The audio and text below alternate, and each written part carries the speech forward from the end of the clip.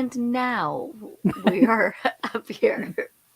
Yes, clearly all of the tech issues today and really this week. Yeah, it's been not so with Yeah, things. I will preface this to say that there is a massive storm that's fixing to roll through my neighborhood. We're in a severe thunderstorm watch or warning or whichever one. It's not the all the ingredients to make the tacos. All of the taco is put together. Please tell me you get my Oh, reference. yeah, I do. Yeah. That's the So warning. that's If the it's the warning. higher level one, it's the warning. Yeah, it's fixing to roll through. So if you lose me, I'm so sorry. I I will will. yodel. I won't. I'll be like, okay, good night from Colts Crimes and Cabernet. We lost Whitney and we're done. Sorry, guys. And we're done. I can barely talk to another person, let alone just talk by myself. Oh no. Oh no. I don't know. I don't know how single hosts do it by any means. I agree. People do not want to know what's going on in this brain. Scary place. Well, we were supposed to have an author by the name of David Dominé on here, and we may have got our schedules misaligned or something along those lines. We're not sure. If he jumps in, we'll bring him on. If not, then you just get us. This is Yeah. You know what? We sorry, can guys. randomly talk about whatever. Yeah. So I guess bring us your true crime questions if you have them. We can talk a little bit about what's going on in the world. I think I can speak for most of the true crime community that they are following the Lori Vallow trial right now pretty closely. Do you know what other trial is going on right now? What's that? I believe it's being televised is the Gannon, the little boy, his stepmom. I think her name is I just went out of the group. I think her name is Letitia or something like that. She was the stepmom of an 11-year-old boy, and she's on trial for murdering him. And she dumped his body in Florida, and they lived in Utah. Oh, now is that the Stotch? Yes. Stotch? Yes. Okay. I guess I didn't realize Gannon was the first name. I just it is knew it as the Stotch trial. Yes. According to Eric. Hello, Eric. One of our favorite people. Yes, that is who it is. Yep. Yeah, that one is going on and it's being televised right now. So people are, it's crazy. I'm sure my mom is watching it, so we'll have to get mom to give us all the deets. Yeah. Because my mom is in every trial. Anything that Law and Crime is sharing, she's in it. So she watches a lot of Bob Mata. Shout out to Bob Mata for being on Law and Crime a lot lately. And speaking of Eric, wow, this is Whitney's brain on life. Apparently, I was like, on what? Life. I just ping from one square to the next. I can vouch for that. Oh, here's David. Perfect. Let me add him in. I've been trying to get on, but everything I tried, I had to go to a different browser. So sorry. Oh no, you're fine. We were just talking about how tech issues are insane. Whitney's in a storm. Got my Cabernet. I'm ready to go. Nice. Nice. You can't. This is what I'm drinking. And it looks like it would be a sweet wine, but it is not. I like dry wine, so I'm glad that it's not. Yeah. Well, I'm glad you made it, David. I'm Whitney. This is Melissa. We haven't even got to meet yet. So welcome. But I know who you are. I've been listening to the podcast and I've been preparing myself. So well, thank you. In person. Nice to see you too. So tell us about yourself. Let's just jump right in. Tell us all about how you became an author and all that. So I live in Louisville, Kentucky. I'm not here from here originally. I'm from Wisconsin, but in the 1990s, I ended up here just kind of happenstance. And I didn't think I was going to spend much time here, but ended up loving the city. And I was fascinated by one of the neighborhoods in Louisville. It's called Old Louisville. It's one of the largest historic preservation districts in the country. 45 square blocks of old houses, roughly 1,400 old Victorian mansions. And, I came here to go to law school and I was going to do my time and leave. And within a year or two, I knew I wasn't going to leave. I loved Louisville.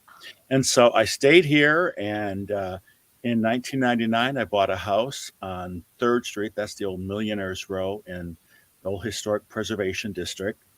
And right before I moved in 1999, the previous owner just casually informed me that the house I was buying had a ghost that came with it, a poltergeist named Lucy. And I love ghost stories. I've always been fascinated by the paranormal, but I'm a skeptic myself. I say when I see a ghost, I'll believe in them. And so I didn't really take her warnings, into consideration, but I bought the house and I moved in. And within a couple of weeks of moving in, all these crazy things started to happen. And long story short, the first year of the 8 years I lived in that house, we had things happen that people would say were paranormal in nature, like footsteps in the middle of the night, like Margaret, the previous owner, told me about. And I'm not talking about like creaks and groans that normal houses, old houses have. These were like hard soled shoes walking up and down the length of the second floor hallway. And the last thing she told me before I moved in, she said, "I know you think I'm crazy, but just don't hang a picture on the wall here in the butler's pantry, next to the kitchen, because Lucy, the poltergeist, doesn't like pictures there. If you hang a picture there, she'll knock them down." And of course, I moved in. What's the first thing I did? Hung a Yes. picture on that wall. We could never have a picture on that wall for more than a day or two before it was on the floor. And so the first year we were there, we had all these things happen. But the thing is, I never saw that elusive ghost I was hoping to see. And so today, even despite all those weird things that happened, and all my paranormal friends say it was because I was in ghost denial, I kind of brushed things off. I came up with explanations, to rationalize things.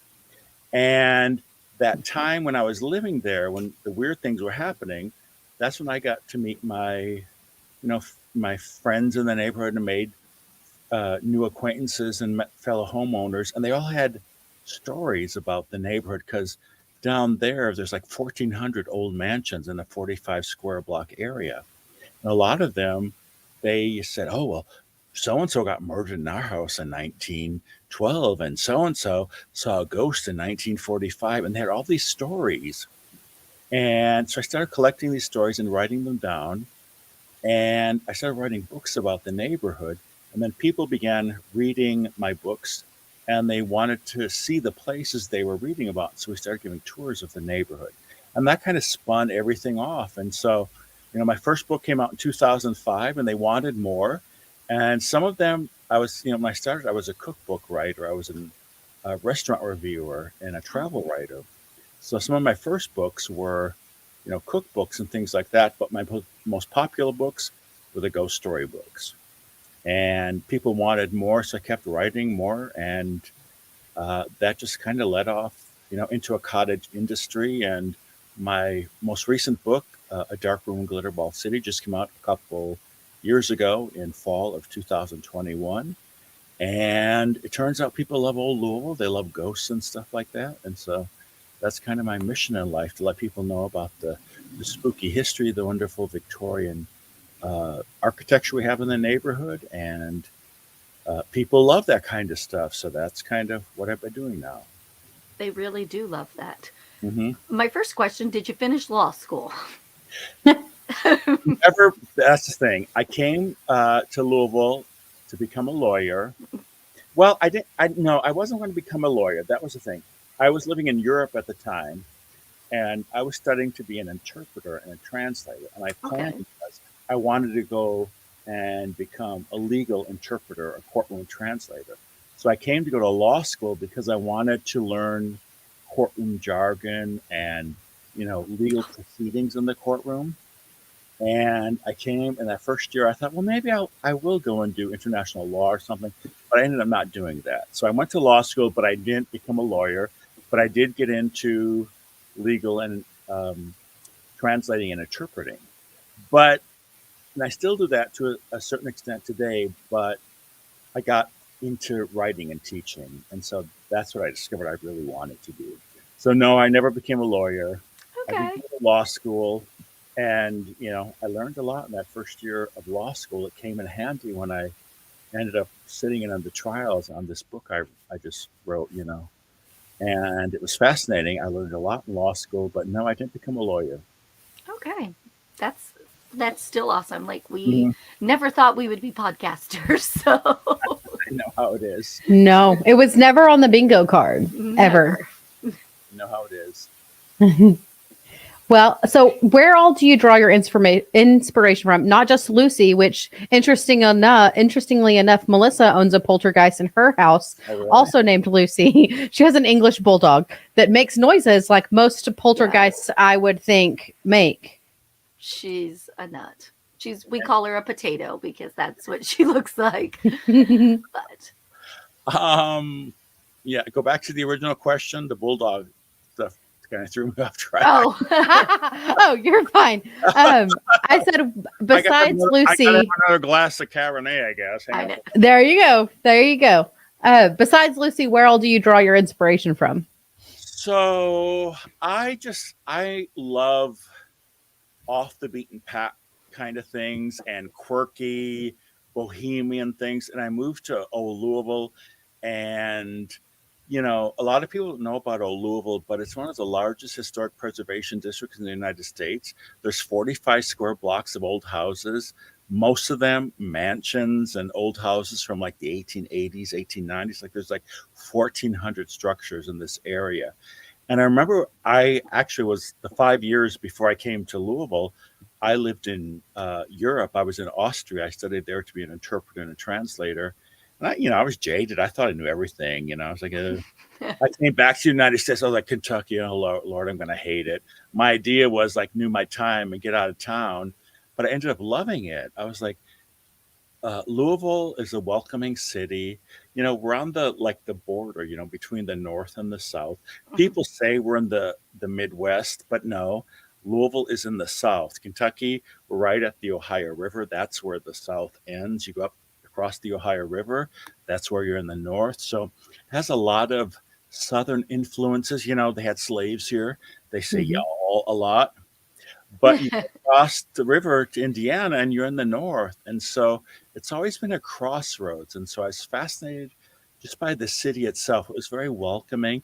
And there were a lot of different things that, you know, left their mark on the city. People always ask me, where'd the money come from to make Louisville and the mansions and the neighborhoods there? And I always tell people, drinking, smoking, gambling. It was bourbon, horse Yes. racing, and tobacco. That's what made the city, and it really left its mark. And so I moved into this neighborhood where there are all these grand old mansions that I had never heard of. And I'd walk around and I was like, how come I never heard about this? I lived all over the world and I saw these beautiful places. And I came back to this country that I lived in and I discovered there was something I didn't know about. And I fell in love with it. And I ended up buying a house in the neighborhood. And like I said, it was supposedly haunted. And Mhm. I don't believe in ghosts, but I moved in and I had some creepy things happen. And that's what made me kind of explore the darker side of the neighborhood. I always tell people you don't need to believe in ghosts to enjoy a good ghost story, because there's Mhm. so much more. There's history, there's architecture.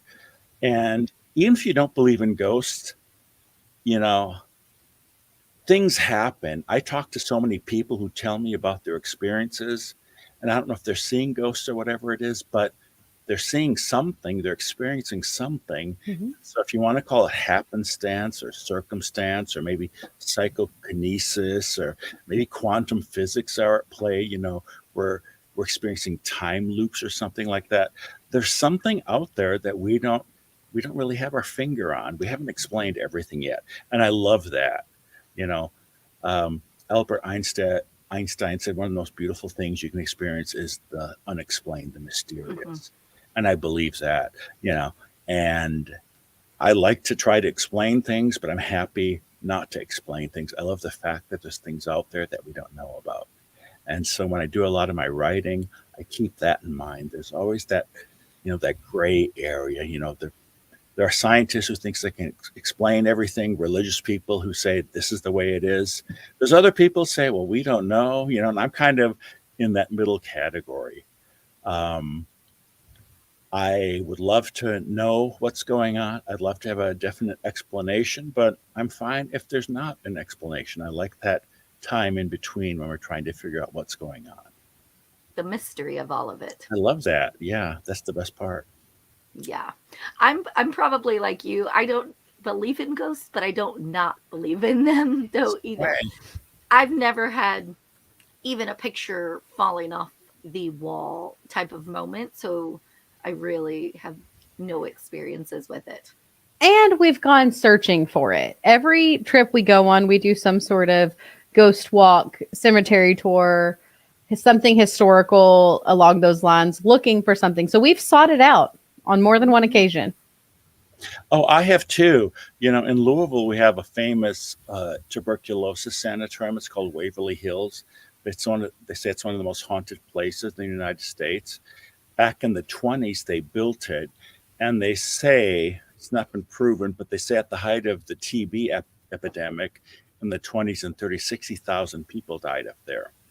And so ghost hunters and all the big paranormal shows have been there. And you can go spend an overnight. You can do tours there. And I've done all the tours. And I'm always the wet blanket when I go with the tours, because the tour guide's like, oh, if you stand down here and you look up the hallway, I'm going to spread my legs and you're going to see like shadow people like running between my legs. And I'm like, that's called an optical illusion, And Yes. I always ruin it for all my friends. But the funny thing is, we take all kinds of pictures and stuff. We get back home, and none of my pictures show anything. But all my friends, they'll have like full body apparitions, and like they'll have videos like where things are moving on their own and stuff. So, like I said, I'm a skeptic, and I want to see things and I want to believe things. I think the more you want to do that, the less it's going to happen. And so Yes. I go on investigations with my friends all the time. I love watching people, with their EMF and trying to readers and trying to get EVPs and stuff like that. Every time I do it, it's like it's a bust. But when I go with other people, and I've seen them, I see that they can't fake things and stuff. They get strange things on their videos and their photos and stuff. So I wonder if that begs the philosophical question of the ghosts know you aren't a full true believer, so they're not wasting their time on you. And they say, some people say, you can't prove that ghosts are out there, but like you can't prove electricity is out there. Electricity is there, but if you plug something into an outlet and it turns on, well, we see the effects of electricity. So some of my paranormal friends and my medium friends, and I'm really skeptic of mediums. A lot of them are, I'm sorry to say, they're contacts and they're charlatans. But every once in a while, there's the one that I can't explain. Yes, and I agree.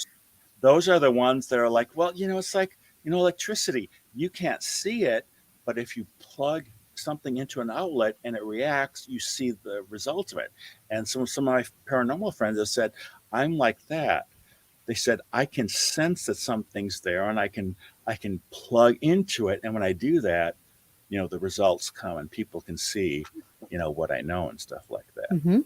That's a good analogy to go with, because it's kind of like hard to explain. Yeah. Like Interesting. Okay. I had a question before we got onto this philosophical belief, not belief thing, and I've lost it. This is the story of my life. Did it have to do with Cabernet? She's having seltzers. I'm having seltzers tonight. It's really warm in Texas right now. I'm in Texas. Melissa's in Florida, and it's super humid today, so I couldn't go all in on the Cabernet tonight. Yeah, we're last year this time it was like freezing, and today we were in the 80s in Louisville. So Oh wow. yeah, we get it.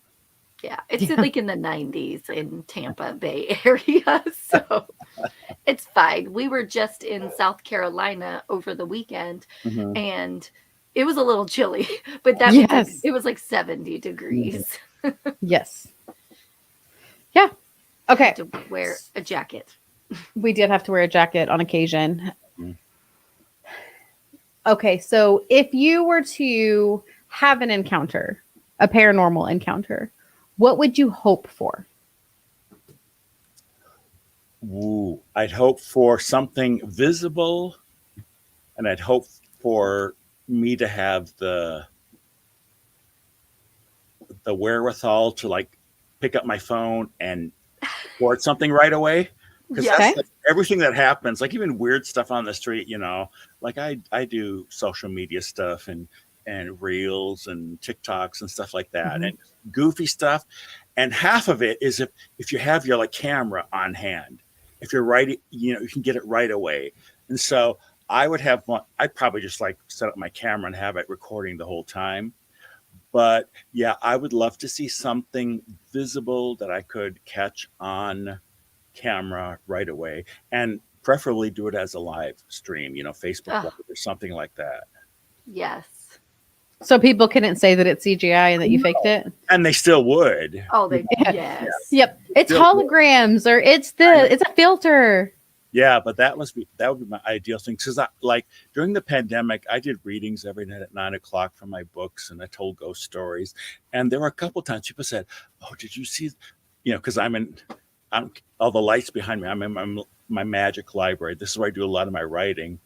And so for the pandemic, like when things set in, those first couple 3-4 months where we were all kind of in limbo, no one knew Yeah. what was going on. I would get online every night and I would read stories from my books, and I'd give them tours of the neighborhood that I wrote about. And for like 3 months straight, every night at 9 o'clock for an hour, I'd go online and tell stories. And it was always Facebook Live, but sometimes people would say, "Oh, the book behind you moved when you were telling the story about Lucy the ghost," or stuff like that.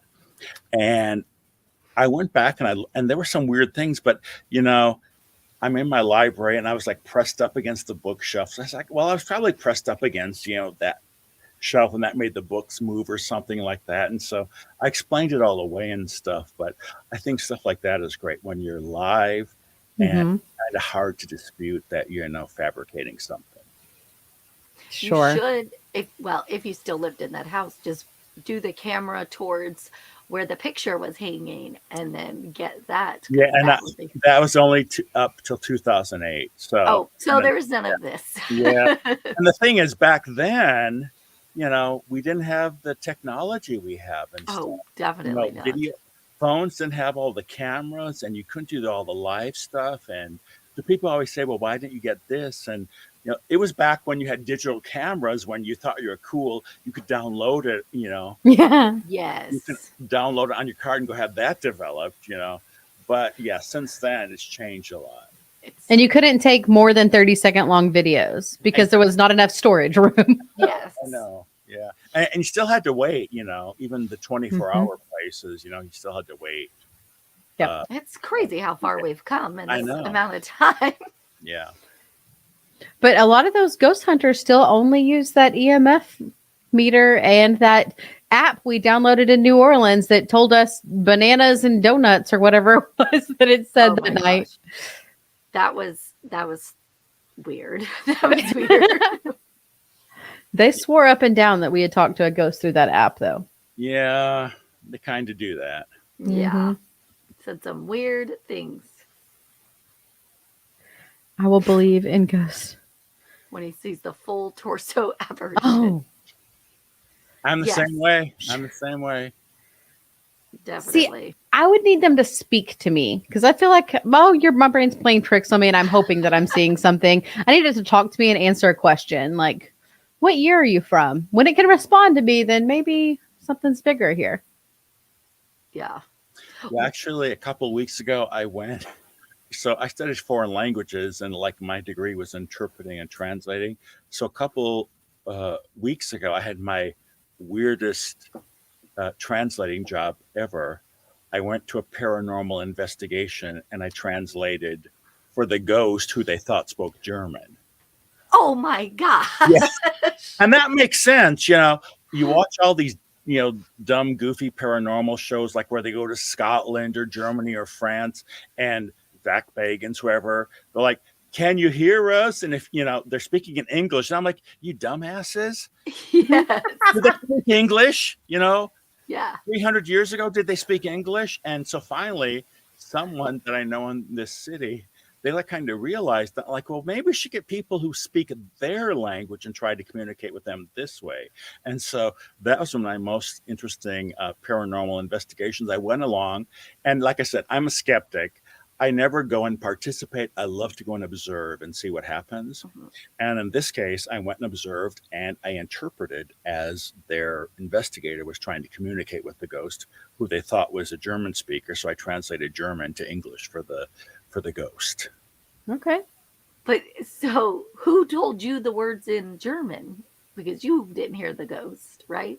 Well, beforehand, they gave me a list of questions that they were going to ask the ghost. Oh, so they wanted you to speak to the ghost and then Yeah, And okay. not and hope that he didn't answer because he Yeah, was. they, Because you they gave me a little backstory about the place. It was a place in southern Indiana that was owned by a German baker. They knew he was German. They knew he was a German speaker. And so the person who was doing the investigating, they had their questions, but I needed to translate them into German. So that person would ask their questions in English, and I would translate them into German. And so I knew beforehand. Some of it was a little off the cuff because I told them a couple things that doesn't really make sense, and so they Mhm. adapted things on the spot. But I knew beforehand what the basic questions were going to be. okay. Well, glad you didn't have to translate for the ghost speaking to them. Well, I was hoping I would, Well, yes. but that never happened. But I feel like you'd be fired from the job because I think I would be stunned if it actually when it actually happens and you have that moment, you're gonna be surprised. Yeah. And the funny thing was, it was like the stereotypical stuff. All their batteries went dead at that very moment when we were doing the interviews and stuff. And like they were all charged and stuff beforehand. All these Oh. weird things like lights going out at the very moment I was translating and stuff. So I haven't seen the results. They haven't aired, the show yet. Mm-hmm. But it's really interesting just to be there. I love that kind of stuff. Even though I'm a skeptic, I love being there and like witnessing that stuff. Because half the time when you're really skeptic, that's when the weird stuff happens. Can you That's tell funny. us the name of the show so we can write it down and look for it? I don't Or- know. No. I Okay. don't know what it is yet because they haven't released it. But I live in Louisville, Kentucky, and it's one of the big paranormal groups. If you search Okay. names, his name will come up. He's been to Transylvania and he's done Oh. stuff like that. So yeah, I haven't got the go ahead because I don't know when the show is going to air. But when I know, I'll be happy to share it with you. Okay.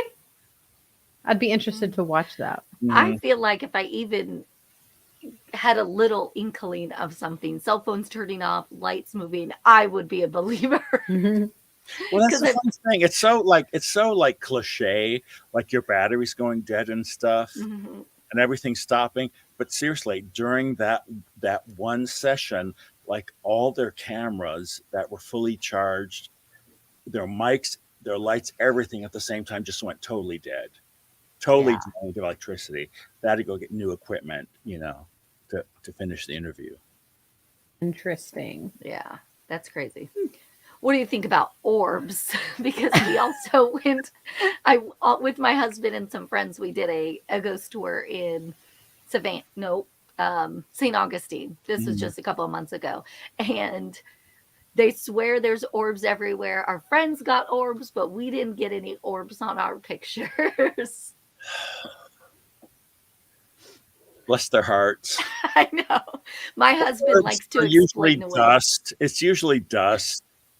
I have all these people come on my tours and they read my books and like, oh, look at this. And I'm like, we got all these orbs. And I'm like, oh, where was it? Like, oh, we were outside in a dusty cornfield. I was like, Yes. Yes, they exactly. probably aren't orbs. And I have people like that all the time. I was like, if there's like, they say there were thousands and thousands of orbs. I was like, it's probably dust, Hmm. And so I hate to Mhm. be like the wet blanket on everyone's party. Um, when I teach at the university, I had these two students come in and they were convinced they had like ghosts in their dorm room because of all these orbs, and they just had a pillow fight like 2 minutes Oh my with all the gosh. pictures. I was like, you understand, like hitting yourselves over the head with pillows, that's going to stir up some dust and stuff. And I'm Yeah. like, oh no, you're not even a real ghost person if you don't believe in orbs. I was like, whatever. I was like, I'm not You're I like, was, I'm an author, not a real ghost yeah, I was like, person. I was like, that would be the most rational explanation. And they Mhm. had all these weird reflections, and their whole dorm room was full of like glass fronted pictures and stuff. Mhm. There's all Well, kinds it's of going to be all reflections. yeah, and that's what I said. I Yes. was like, well, there's like 28 million glass frames on your wall. Do you think that might reflect 28. some light? Like, oh, that's no fair. You don't believe in ghosts, and you like write about ghost stories. Well, yeah, I was like, I'm a skeptic, and that makes me more valid, writing about ghosts and stuff like that when you approach it from a skeptic's point of view. But yeah, most of the time when people tell me they got orbs, I'm kind of like, okay, whatever. Yeah. But there's always that one or two times where you get these weird things. And when I lived in my house where the weird ghost stuff was going on, and this was back in the digital days, you had to, take pictures on your digital camera and then look at them afterwards. And in the kitchen of the house where I lived that was supposedly haunted, I had this weird, you know, some orbs, they're like typical orbs, like they're probably Mhm. dust particles or things like that. But I had this weird one, I had this really bright blue electric reflection. And when I took it to the computer, I had it enlarged. There was like a skull Ah. inside, like an electric looking skull. I mean, it wasn't like a vague thing. It was like a skull, but it had like all the electric colors with it and stuff. Hmm. And Interesting. yeah, and that was weird. So stuff like that happens every now and then. And so that's why I don't discount everything. You know, like I said, I'm a skeptic about a lot of things, but then I have these things every now and then. I was like, ooh, maybe there is something. Hmm. There was a time we did a ghost tour in the town Melissa and I used to previously live in together, and I didn't do it with Melissa, I did it with another friend, and they said make sure you take lots of pictures in this one side of this building, and there was no lights shining into the building, so of course it's just solid black windows. You can't see anything, and some of them even had glass broken out of them, so it's kind of an abandoned building.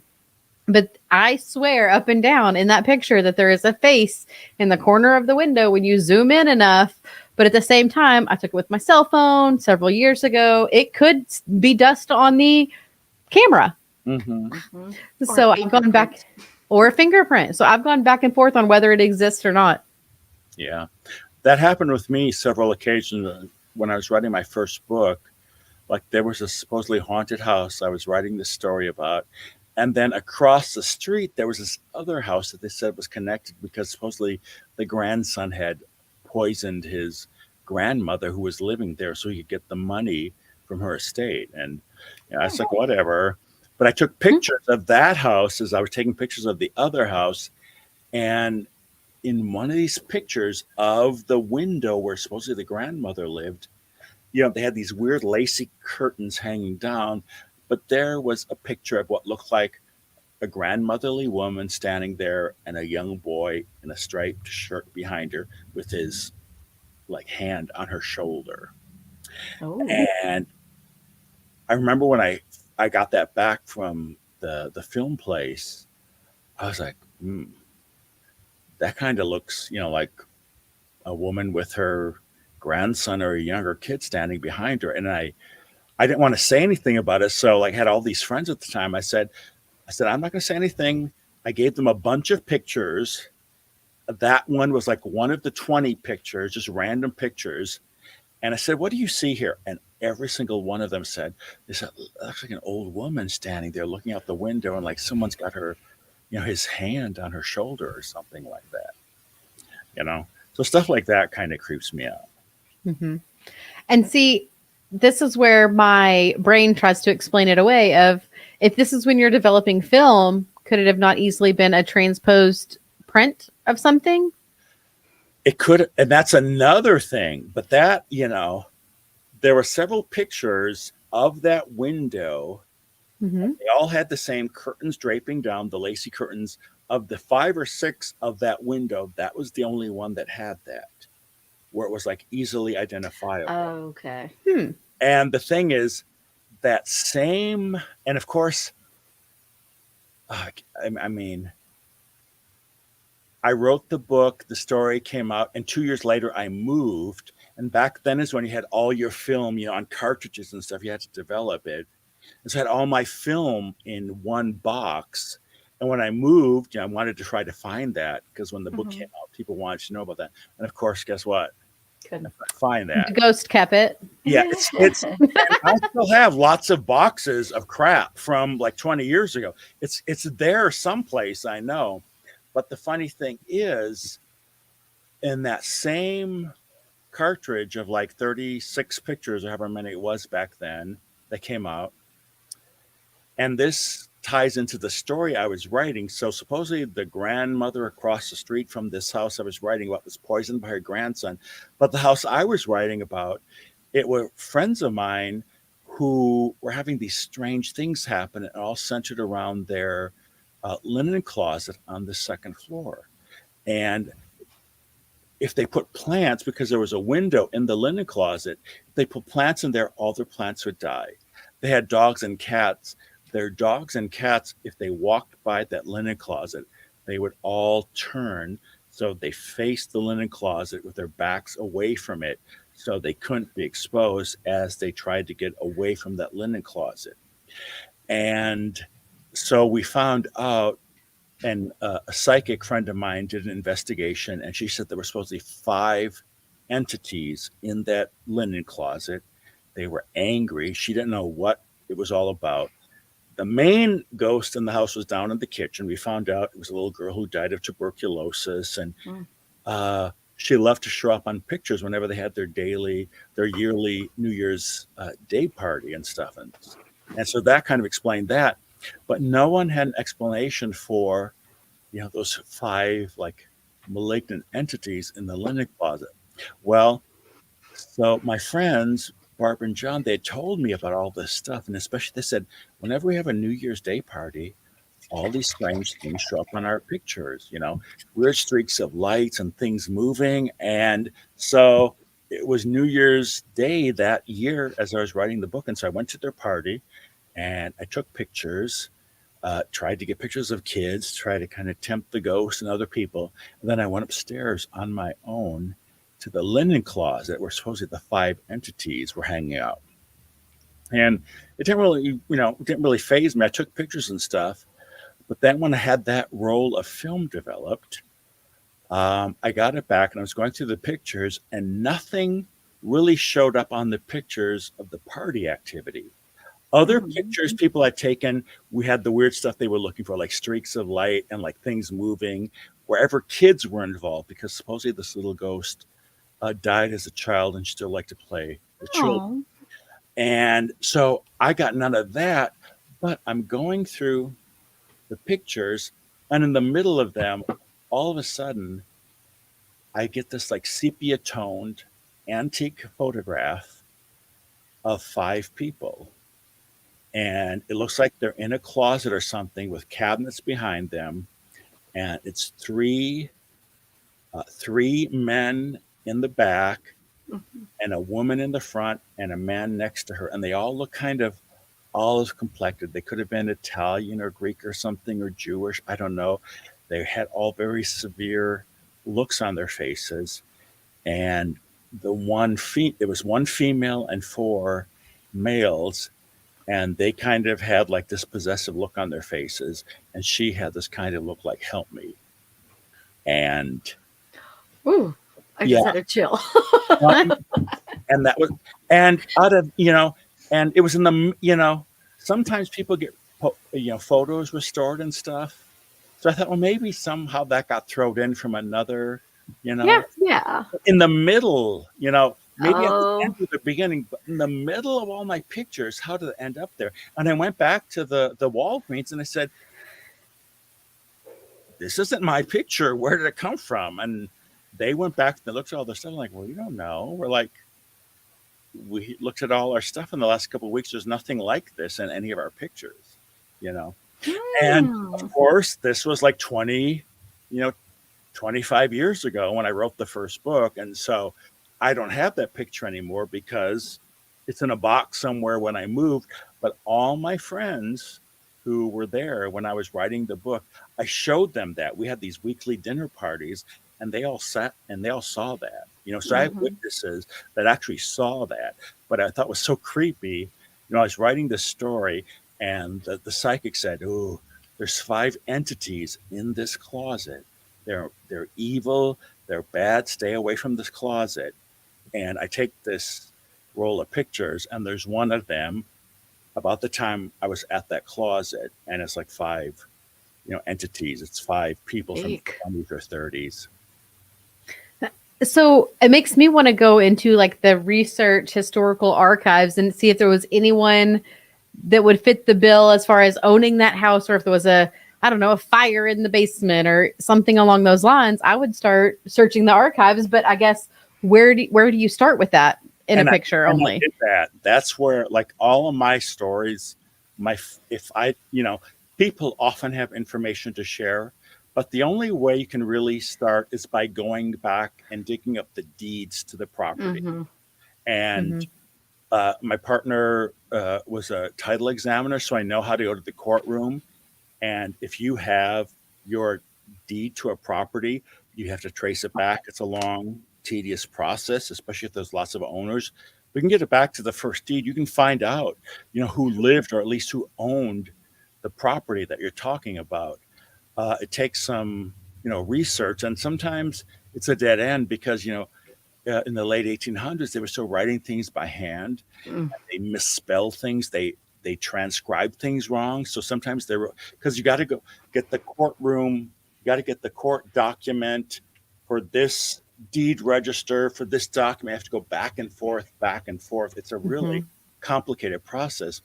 And sometimes they wrote things down wrong.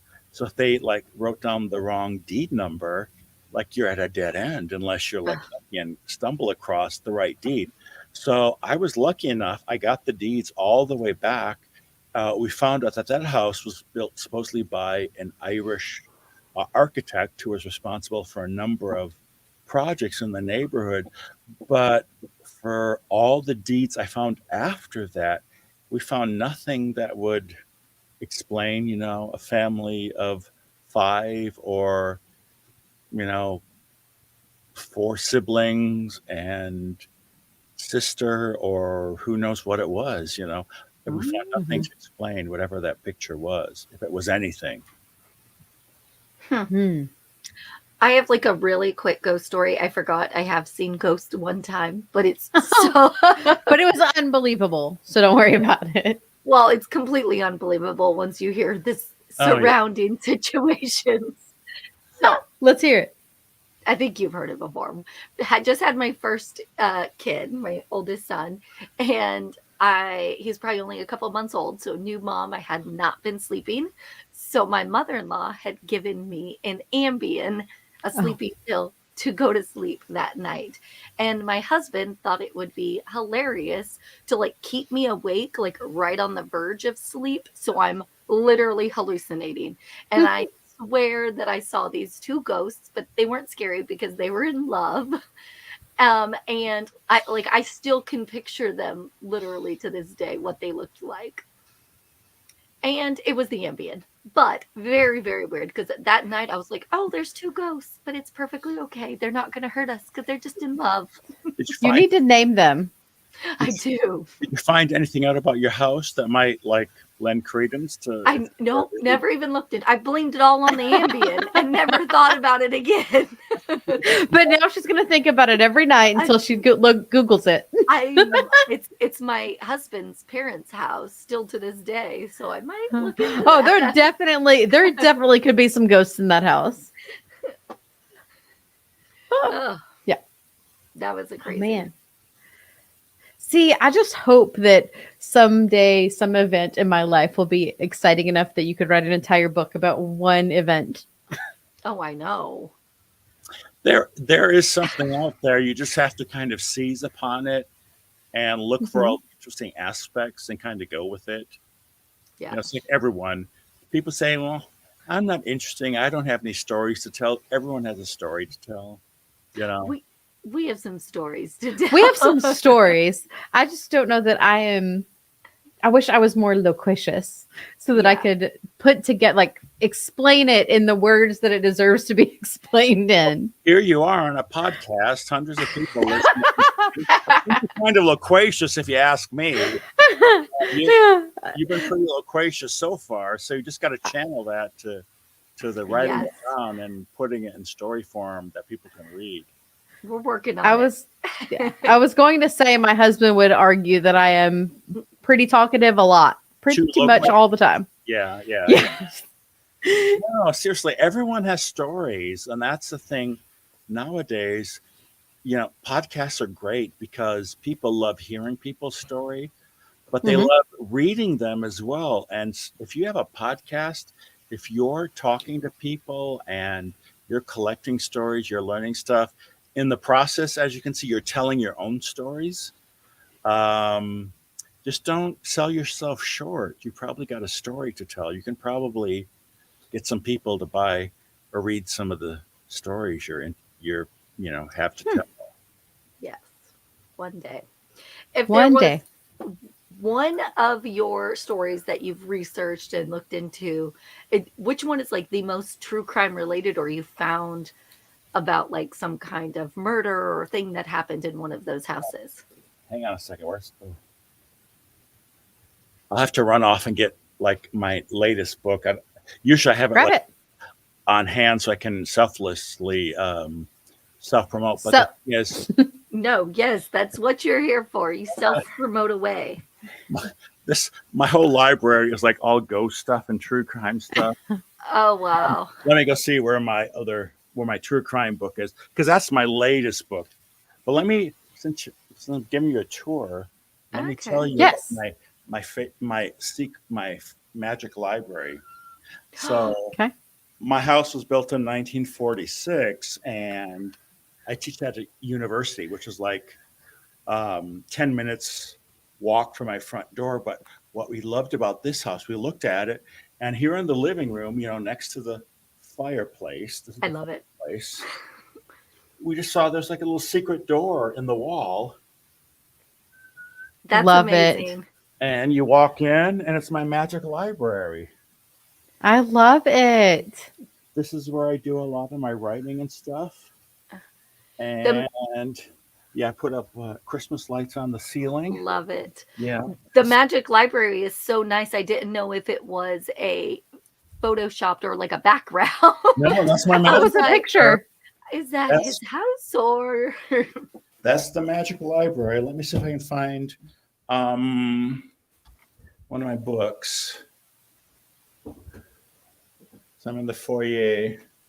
Yeah, I just got back from Mexico last night, so I'm kind of. Oh my gosh! I don't know where half of my stuff is, but I do have books around here someplace. But hang on a second. I have the Voodoo Days one that I just started today. That actually, this closet is full of them. Got a shipment yesterday. Okay. Yeah, that's my. Oh yes. That's my memoir about the house I was living in, where I told you all the. About Lucy. Oh man. I kind of turned that into a memoir, but I don't know where. Yeah, I don't. Yeah, I have them. Oh, hang on a second. Nope, none in here. Let me go down. I know there's some in the basement. Hang on. Is the newest? Is it spooky down there? Yeah, I'm like, you're scaring us. Not spooky like the old house from the 1890s, but this is like 1940 spooky. But hang on a second. Yeah, it's just kind of industrial, spooky basement. So, yeah, I know I have some books down here. Well, turn on the light, please, David. Just the washing machine and stuff like that. I think all basements are spooky, but I was raised in Texas where basements don't exist. I know, yeah. Now here basements are pretty plentiful, but yeah, here's a box of. This is my recent book. Okay. a dark Yes. room in Glitterball City. And so what happened is after I moved out of the house that I wrote about in Voodoo Days at La Casa Fabulosa, Mhm. Mm-hmm. that was in 2008. And when I was living in that house, I started off kind of as a food writer. I was writing Mhm. cookbooks and restaurant reviews and travel pieces for magazines. And so I moved out of the house on 3rd Street, the supposedly haunted house. And as I was looking for other houses, I heard um, around the corner in Louisville, another house had come on the market. And it was the Richard Robinson house. It had been Mhm. Mm-hmm. built in 1898, and I heard that the original wine cellar was there from when the family built it in 1898. And I was like a food writer. I thought, ooh, I gotta have those. And so I went and made an appointment to look at that house. Mm-hmm. And I showed up, and the house was huge. The house I had, that is the focus in Voodoo Days at La Casa Fabulosa, that was small for an old Louisville house. That had 7 bedrooms, 4,000 square feet. This house had like over 12 bedrooms, 11,000 square feet. Holy And I moly. went to look at it, and it was like, it was a disaster. It needed so much work. And I thought, well, I got to still look at it. And that's the house right there. This is from the illustration pages. And Okay. it was the Richard Robinson house. That's what it looked like when I looked at it in Mhm. 2008. And it needed so much work. I was like, oh no, I can't do this. And I thought, well, I got to go look at the wine cellar because that was like the selling point.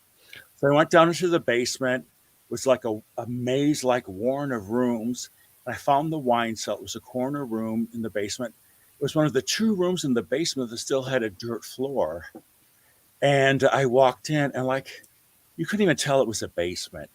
The previous tenants had thrown in boxes of trash and stuff.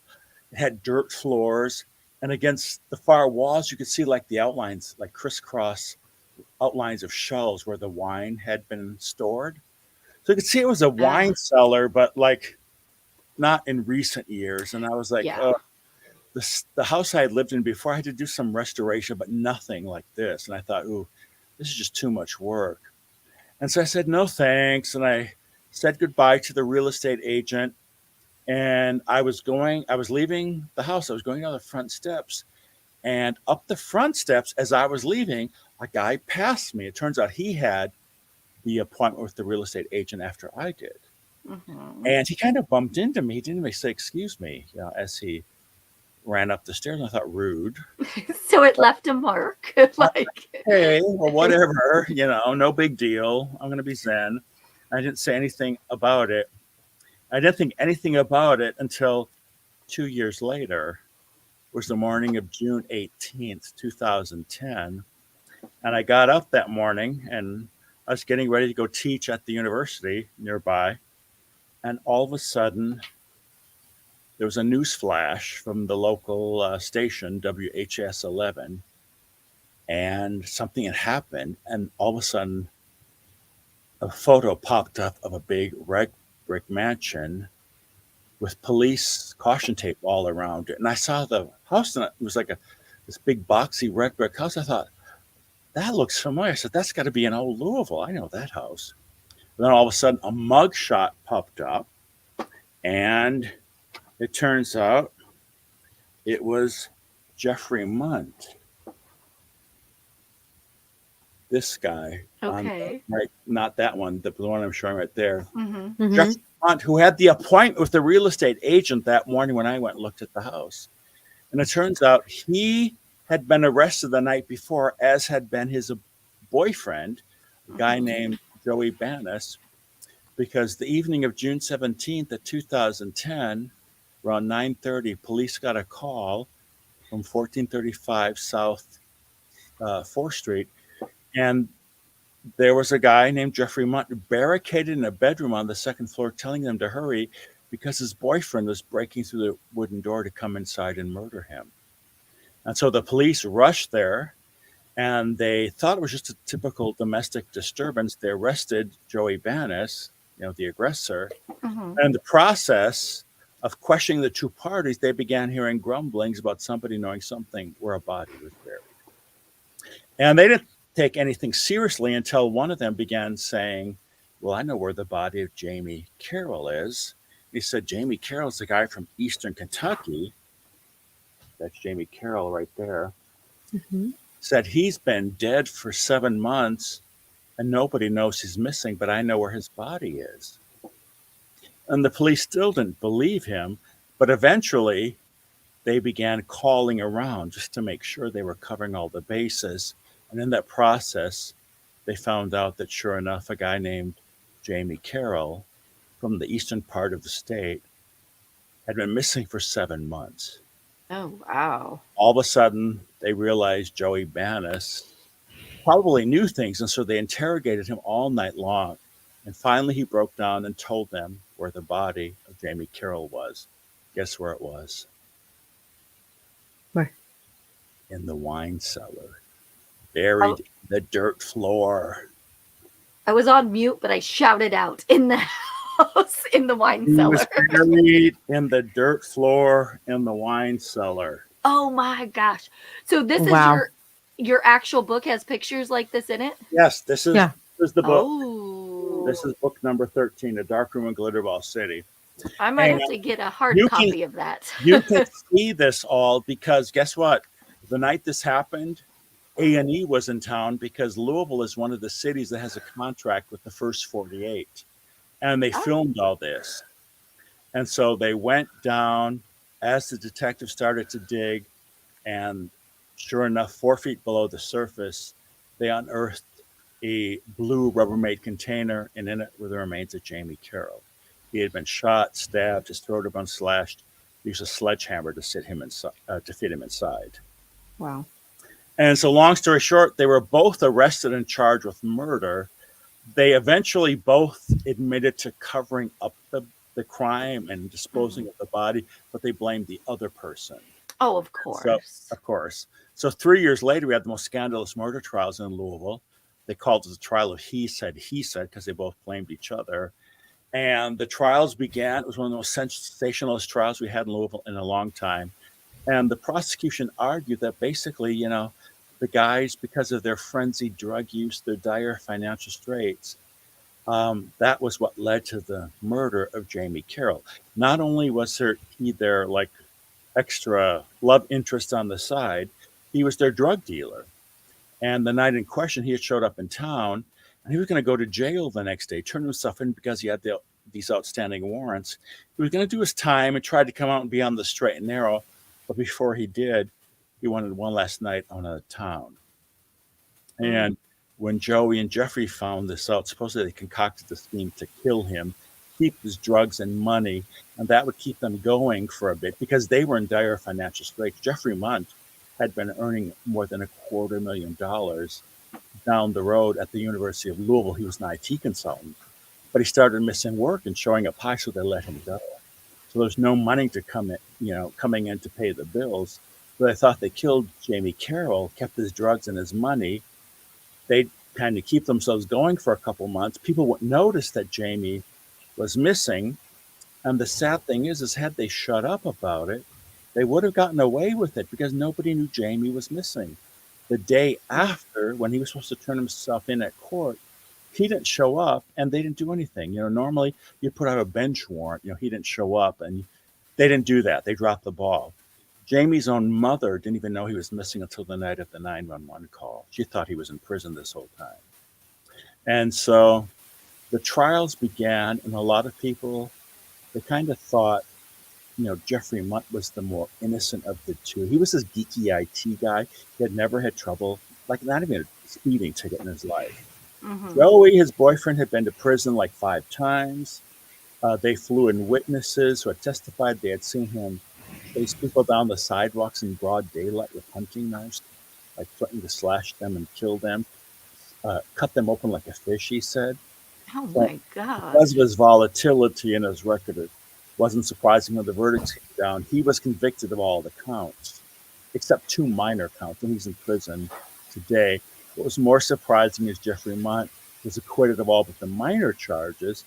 He got 8 years total, but in 2014 he was out already on parole. And I say surprising because a lot of people, they began to say, well, Jeffrey Munt seems like he's getting away, with murder. He's the one, that's the mastermind behind this all. And I kind of tended to agree with that because I saw Jeffrey Munt on the stand. He got caught in a lot of lies.